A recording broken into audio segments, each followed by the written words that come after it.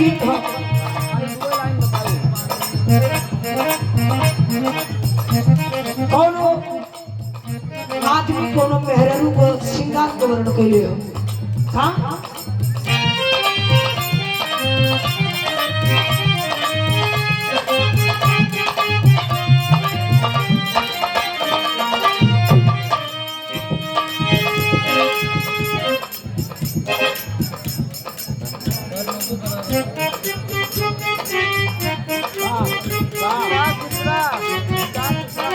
विकास मिश्रा युवा वाहिनी अध्यक्ष धौलपुर के धरती से राजा गुरु जी के पोता ये पुनः ये 101 रुपए के सम्मान के चढ़ो प्रणाम आशीर्वाद के शरीर से पंच के प्रणाम कैसे बड़ी सुंदर गीत हो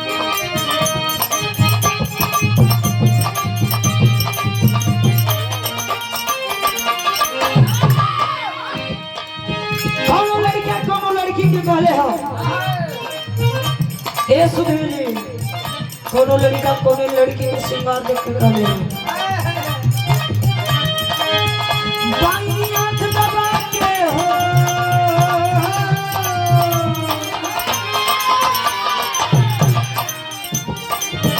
बाई आंख दबा के हो बाई आंख दबा के हो बाई आंख दबा के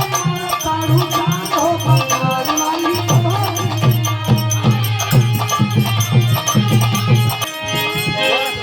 हाय हर पाकर पिया हो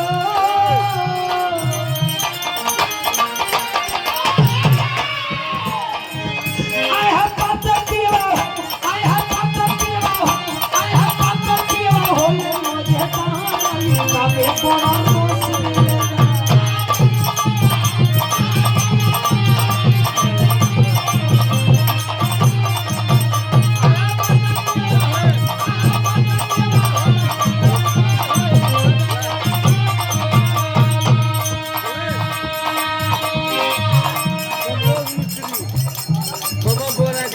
बाइक काली के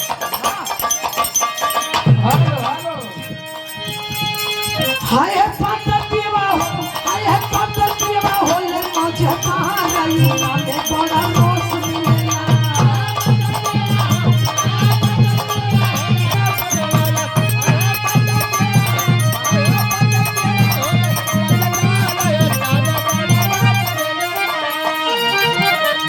और इनके विकास में की ओर से बड़ी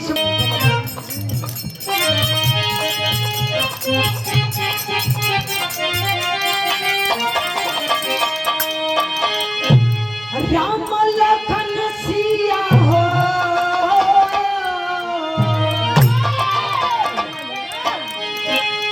राम लखन सिया राम लखन सिया राम लखन सिया गईले जबकि पाना राम से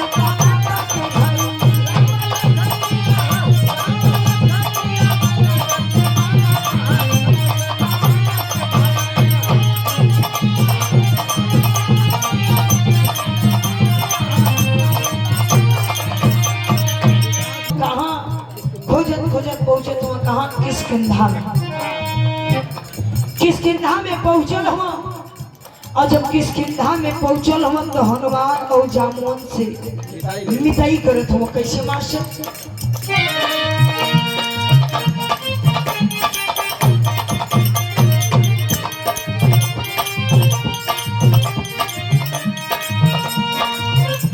राम खिलावन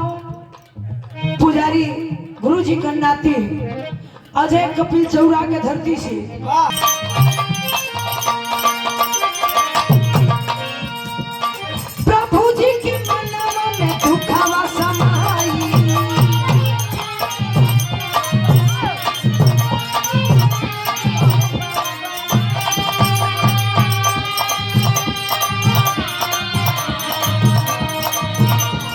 जमावत हनुमत से कहीं नहीं पाई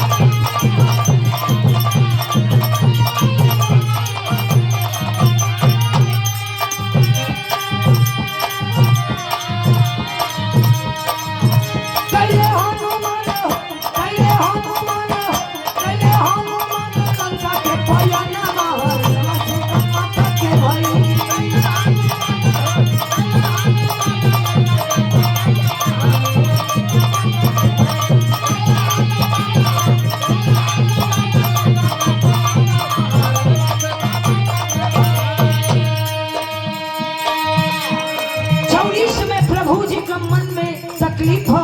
हनुमान जी पूछे लगन, जामोद तो पूछे लगा कि आपके मन के दुख कैसे इतना दुखित मन से काहे बोले पड़ा। बतावे लगन कि का बताई सीता जी को हरण हो गई और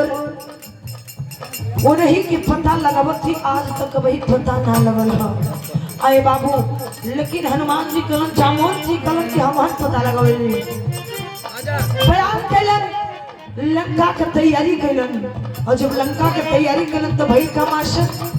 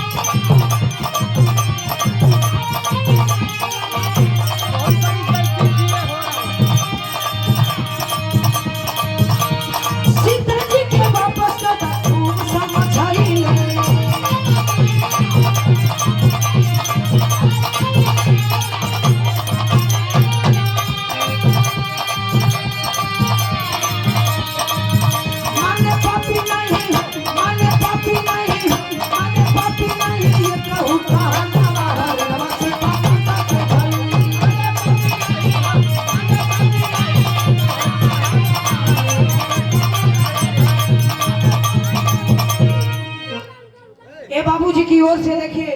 20 रुपए देकर सम्मान के बड़ा अदायगी के साथ बाबू के चरणों प्रणाम आशीर्वाद के चारी शकल पंच के प्रणाम। चौड़ी समय हनुमान जी लंका पे गइलन, रावण जी के समझावे लगलन, रावण के कलन के सोना अगर मर्द हो तब मर्द से लड़ाई करो है, औरत जात कर काहे लेके आई बड़ा पहुंचा दो। हमारे प्रभु श्री राम बड़ा कोमल दिन कहूँ, अगर जाकर सीता माता को वापस करके चरण में माथा झुका लेबा तो माफ कर दिया। चुनौती दे देलस, अरे हमरे सोने का लंकाई हो कहल जाला अहंकार, धन बढ़े तन बढ़े मन कबहू न बढ़े के चाहिए। रावण अहंकार में चूर रहल कहे कि हम ऐसा कबहू ना करब, लड़ाई करब जाके बता दा। हनुमान जी कहे समझ जा, कहे ना समझो। चल रहा हनुमान जी वहां से अलन कहा किष्किंधा में, और जब किष्किंधा में अलन प्रभु श्री राम से और जामोन से सारी बात बतौलन तो भइल का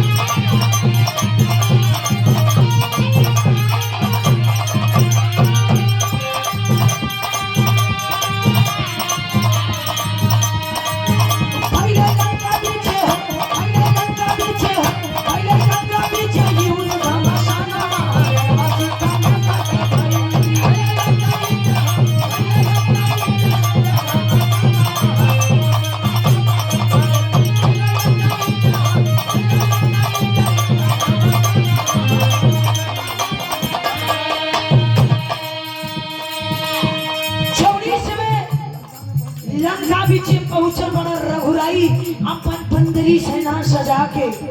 भारी लड़ाई भयल हो, लड़ाई चालू है लेकिन कोनो फरियाद ना हो। तो भइल का मार्शल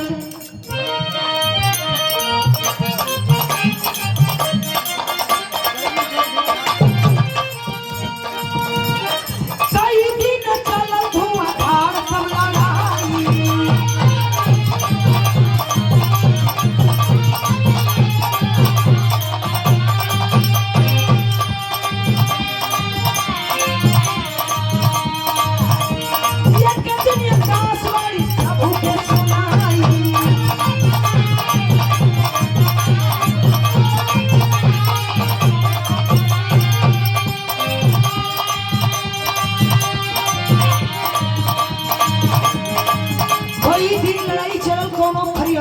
निकलल हो। एक दिन प्रभु श्री राम के कान में आवाज, आकाशवाणी, उनके कान में आवाज आई कि राम हरियोता ऐसे हो ना पाई, पार ना पैबा। रावण जितना बड़ा बलशाली हो उतना बुद्धिमान भी है, छली भी है। कहे राम कलन की होली कैसे कहेगा,